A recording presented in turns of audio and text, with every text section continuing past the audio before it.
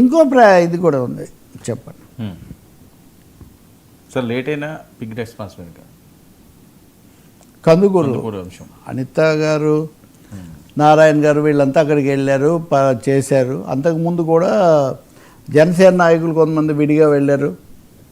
వెళ్ళిన తర్వాత వాళ్ళకు బాధిత కుటుంబానికి తలకు 2 ఎకరాల చొప్పున భూమి, అలాగే వాళ్ళు చదువుకోవడానికి కూడా ఫిక్స్డ్ డిపాజిట్ చేయటం, ఇట్లాంటివి చాలా ప్రకటించారు. ఈ ఘటన జరిగి ఉండకూడదు, ఇట్లాంటివి ఎట్టి పరిస్థితుల్లో పునరావృతం కాకూడదు అని అనిత గట్టిగా చెప్పారు.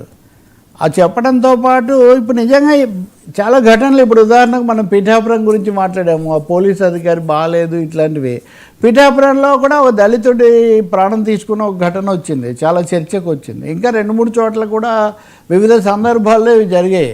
కానీ పోలికలు లేదా పోటీ మనం ఏం పెట్టలేం. కానీ ఈ ఘటనలో ఆలస్యంగా అయినా కానీ చాలా భారీగా అందరికీ, కుటుంబ సభ్యులకు, పిల్లల చదువులకు కూడా ఏర్పాటు చేసేటంత సహాయం ముఖ్యమంత్రి గారు చెప్పారని ప్రతి మాటగా ఆల్మోస్ట్ హోంమంత్రి, గౌరవ ముఖ్యమంత్రి గారు ఆదేశించారు, విడుదల చేశారు, ఈ పద్ధతిలో చెప్తూ వచ్చారు.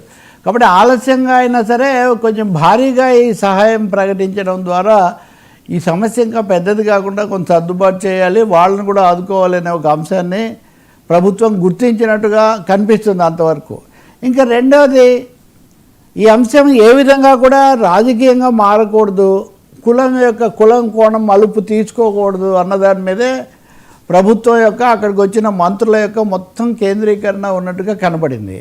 భారతదేశంలో అదే పనిగా మాకు ఇవి వద్దు అనుకున్న వాళ్ళు తప్ప వాళ్ళకి అదో ఇదో ఏదో ఒక తోక, ఒక ముద్ర వాళ్ళ గ్యారెంటీగా ఉంటాయి. అది ఎవరు కల్పించేవి కూడా కాదు. అది అయిన తర్వాత నేను చాలాసార్లు మీతో చెప్పినట్టుగా ప్రభుత్వమే ముందే చొరవ తీసుకొని శాంతి భద్రతల సమస్యగా చేసి పరిష్కారం చేసుంటే బాగుండేది. ఈ ఘటన ఎందుకు జరిగిందన్న దాని మీద కూడా ఇప్పటికి కూడా పూర్తిగా చెప్పగలిగిన పరిస్థితిలో చెప్పదలుచుకోలేదు, చెప్పలేరని నేను అన్ను. వాళ్ళ దగ్గర పూర్తి సమాచారం ఉంటుంది.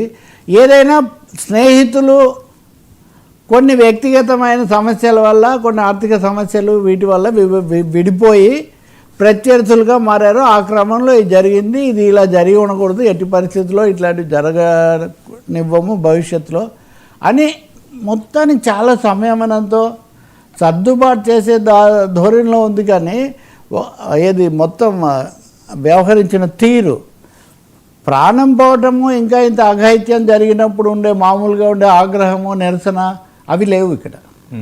అంటే ఒక విధంగా ఇది కూటమిలో అంతర్గతమైన అంశంగా కాకుండా అంటే జనసేన వాళ్ళే నిజానికి కొంతమంది చాలా గట్టిగా మాట్లాడారు. నిన్న పొద్దున కూడా ఒక ఎమ్మెల్యే మాట్లాడారు. కానీ మా హోంమంత్రి కానీ ఇతరు నారాయణ గారు దాదాపు ఏం మాట్లాడలేదు. కాబట్టి కొంత సర్దుబాటు చేసుకోవాల్సిన అవసరం ఉందని చాలా భావించినట్టు కనిపిస్తుంది. మూడవది, కొన్ని శక్తులు దీన్ని కులం రంగు ఇవ్వడానికి ప్రయత్నిస్తున్నాయి. ప్రతి వాళ్ళకు కూడా ఏదో ఒక కులం ఉంటుంది, అంత మాత్రాన మనం కులం అనకూడదు.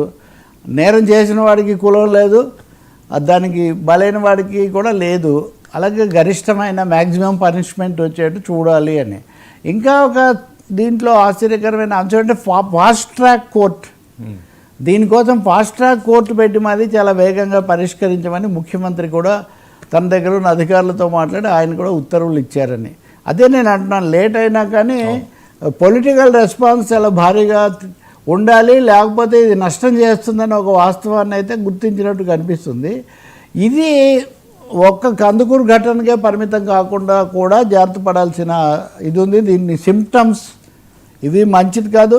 మూడవది, ఎవరో ఏదో అన్నారని మనం కూడా దాన్ని ఖండించడం మీద దృష్టి పెట్టడం కంటే భరోసా కల్పించడం మీద, వాస్తవిక పరిస్థితి, వాస్తవికమైన చర్యలతో ప్రశాంతతను పునరుద్ధరించడం మీద పెట్టడం చాలా అవసరం. మాట్లాడొద్దంటే మాట్లాడకుండా ఉండరు విమర్శకులు కానివ్వండి, ప్రత్యర్థులు కానివ్వండి, అనేక కోణాలు కనిపిస్తుంటాయి. కాబట్టి ఒకటైతే నిజమండి, ఏదో నిప్పును గుప్పిట్లో పెడితే చేయి కాలటం తప్ప మనం దాచిపెట్టలేమనంటే దాన్ని అలా కాస్త ఏదో తొక్కి పట్టడం అన్నది ఈ కాలంలో సాధ్యం కాదన్న వాస్తవాన్ని మటుకు ప్రభుత్వం గుర్తించాల్సి ఉంటుంది. నాయకులు కూడా బాధ్యతగా, ఆ పార్టీ వాళ్ళైనా ఈ పార్టీ వాళ్ళైనా, అధికారంలో ఉన్నవాళ్ళు భరోసా కల్పించే పని ఎక్కువగా చేయాల్సి ఉంటుంది.